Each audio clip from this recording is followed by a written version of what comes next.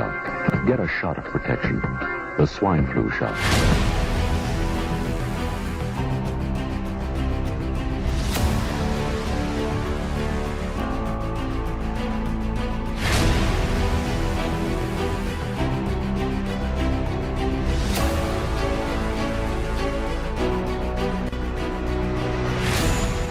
The flu season is upon us. Which type will we worry about this year? And what kind of shots will we be told to take? Remember the swine flu scare of 1976? That was the year the U.S. government told us all that swine flu could turn out to be a killer that could spread across the nation. And Washington decided that every man, woman, and child in the nation should get a shot to prevent a nationwide outbreak, a pandemic. Well, 46 million of us obediently took the shot. And now 4,000 Americans are claiming damages from Uncle Sam amounting to $3.5 billion because of what happened when they took that shot. By far the greatest number of the claims, 2/3 of them, are for neurological damage or even death, allegedly triggered by the flu shot. We pick up the story back in 1976 when the threat posed by the swine flu virus seemed very real indeed. This virus was the cause of a pandemic in 1918 and 1919 that resulted in over 500,000 deaths in the United States, as well as 20 million deaths around the world. See how easy it is to... Thus, the U.S. government's publicity machine was cranked into action to urge all America to protect itself against the swine flu menace. Influenza is serious business. During major flu epidemics, millions of people are sick and thousands die. Well, this year you can get protection. The vaccines are safe, easy to take, and they can protect you against flu. So roll up your sleeve. Protect yourself. One of those who did roll up her sleeve was Judy Roberts. She was perfectly healthy, an active woman, when in November of 1976, she took her shot. 2 weeks later, she says, she began to feel a numbness starting up her legs. I joked about it at that time. I said I'll be numb to the knees by Friday if this keeps up. By the following week, I was totally paralyzed. So completely paralyzed, in fact, that they had to operate on her to enable her to breathe. And for 6 months, Judy Roberts was a quadriplegic. The diagnosis? A neurological disorder called Guillain-Barré syndrome, GBS for short. These neurological diseases are little understood. They affect people in different ways. As you can see in these home movies taken by a friend, Judy Roberts' paralysis confined her mostly to a wheelchair for over a year. But this disease can even kill. Indeed, there are 300 claims now pending from the families of GBS victims who died, allegedly as a result of the swine flu shot. In other GBS victims, the crippling effects diminish and all but disappear.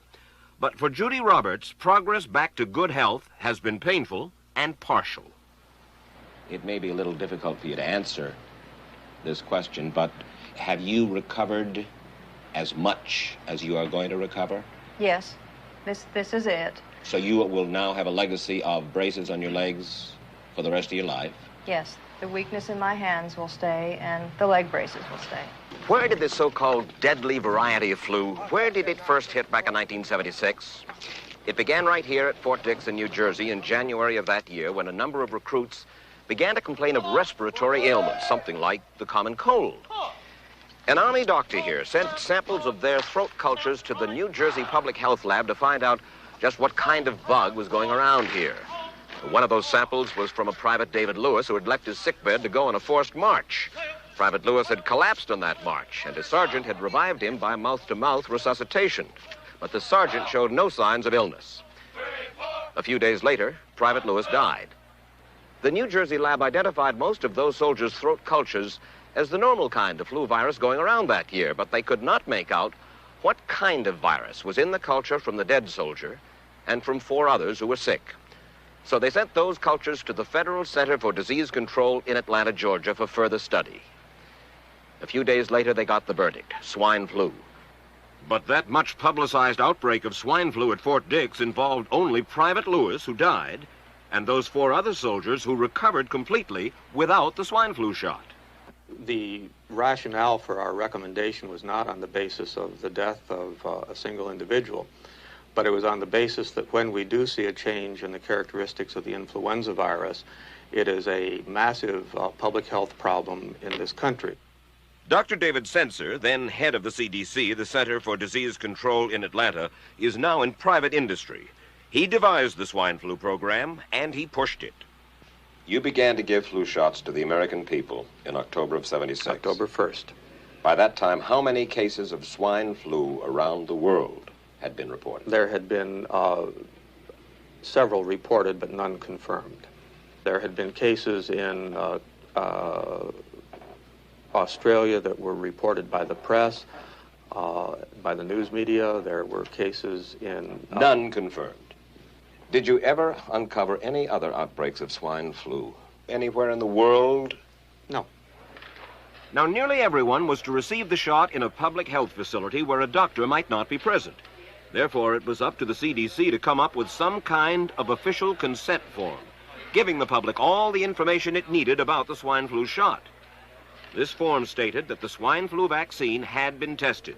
What it didn't say was that after those tests were completed, the scientists developed another vaccine, and that was the one given to most of the 46 million who took the shot. That vaccine was called X53A. Was X53A ever field tested? I can't say. I would have to... It wasn't. I don't know.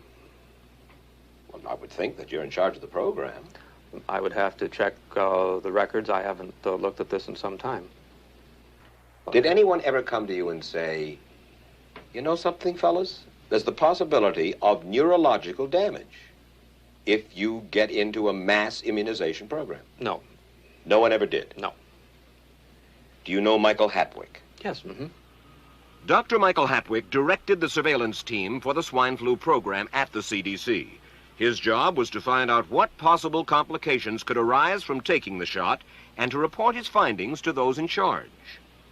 Did you know ahead of time, Dr. Hatwick, that there had been case reports of neurological disorders, neurological illness, apparently associated with the injection of influenza vaccine? Absolutely. You did? Yes. How'd you know that? By review of the literature. So you told your superiors, the men in charge of the swine flu immunization program, about the possibility of neurological disorders? Absolutely. What would you say if I told you that your superiors say that you never told them about the possibility of neurological complications? That's nonsense. I can't believe that they would say that they did not know that there were neurological illnesses associated with influenza vaccination. That simply is not true. We did know that. I've said that Dr. Hatwick has never told me of his feelings on this subject. Then he's lying. I guess you would have to make that assumption. Then why does this report from your own agency, dated July 1976, list neurological complications as a possibility? I think the consensus of the scientific community was that the evidence relating neurologic disorders to influenza immunization was such that they did not feel that this association was a real one. You didn't feel it was necessary to tell the American people that information? I think that over the years we have tried to inform the American people as fully as possible. I am a little more adamant in my thoughts than my wife is, because I told Judy to take the shot. She wasn't going to take it, and she never had shots. And I'm mad with my government because they knew the facts, but they didn't release those facts because if they had released them, the people wouldn't have taken it. And they can come out tomorrow and tell me there's going to be an epidemic, and they can drop off like flies next to me. I will not take another shot that my government tells me to take. Meantime, Judy Roberts and some 4,000 others like her are still waiting for their day in court.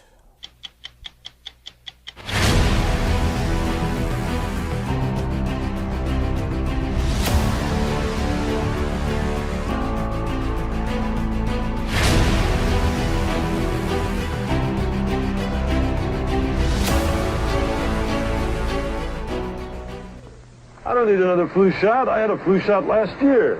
A swine flu epidemic may be coming. Swine flu shot? Well, I don't know. I've been thinking about it. It could make you very swine flu, man, I'm too fast to let it catch me. You'll want to be protected.